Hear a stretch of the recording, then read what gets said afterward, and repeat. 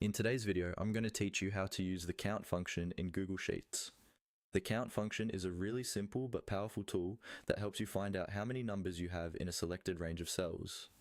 This is especially useful when you're working with lists of data and you want to quickly know how many entries are actually numbers without having to count them manually. First, open your Google Sheet and make sure you can see the column or row that contains the numbers you want to count.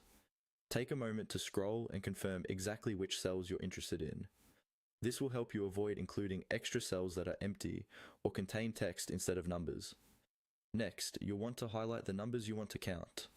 To do this, click on the first cell in your range, hold down your mouse, and drag over the rest of the cells you want to include.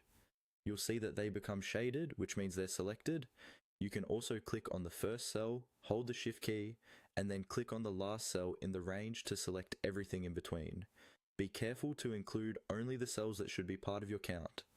Once the cells are highlighted, look toward the top of the Google Sheets window, just under the main menu. You'll see an icon that looks like the Greek letter sigma, which represents functions.